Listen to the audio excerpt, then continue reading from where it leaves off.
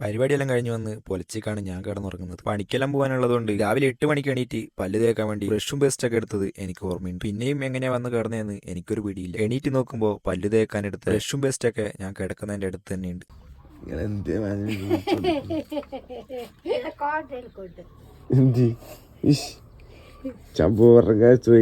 ഇപ്പൊ ഞാൻ എണീറ്റതല്ല, വിളിച്ച് സ്വൈരക്കേടാക്കിയിട്ട് എന്നെ എണീപ്പിച്ചതാണ്. എണീപ്പിച്ചത് വേറൊന്നിനല്ല, ഈ ഇരിക്കുന്ന നമ്മുടെ അമ്മൂസിനെയും കൊണ്ട് ഡ്രസ്സ് അടിക്കാൻ പോകും. 2 ദിവസം കഴിഞ്ഞാൽ നമ്മുടെ നാട്ടിലുള്ള ഒരു അമ്പലത്തില് ഉത്സവമാണ്. അവിടെ ഡാൻസ് കളിക്കാൻ നമ്മളെ അമ്മൂസും ടീമും ഉണ്ട്.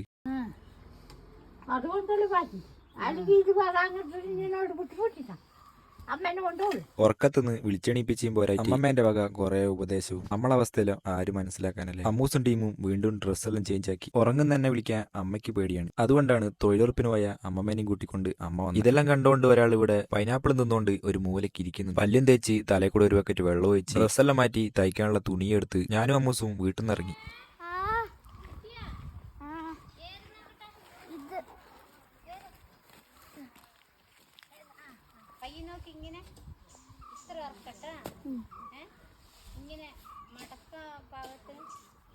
അമ്മ എന്തൊക്കെയോ പറഞ്ഞു കൊടുക്കുന്നുണ്ട്. അമ്മൂസ് ഇതൊക്കെ തയ്ക്കുന്ന ചേച്ചിയോട് പറഞ്ഞു കൊടുക്കുമായിരിക്കും എന്നൊക്കെ പ്രതീക്ഷിക്കാം അല്ലെ. നമുക്ക് പോകാനുള്ളത് തയ്ക്കുന്നിടത്ത് മാത്രമല്ല, വേറെ ഒരു സ്ഥലത്തും കൂടി പോകാനുണ്ട്. അതുകൊണ്ട് വീഡിയോന്റെ ലെങ്ത് കൂടാൻ സാധ്യതയുണ്ട്. അത് ചിലപ്പം നമ്മളെ ഈ വ്ളോഗ് കാണുന്ന നിങ്ങൾക്കൊരു ബുദ്ധിമുട്ടാവും. അതുകൊണ്ട് നമുക്ക് ഇതിന്റെ ബാക്കി പാർട്ട് 2 ആക്കി ഇടാം. അപ്പോൾ ഓക്കെ.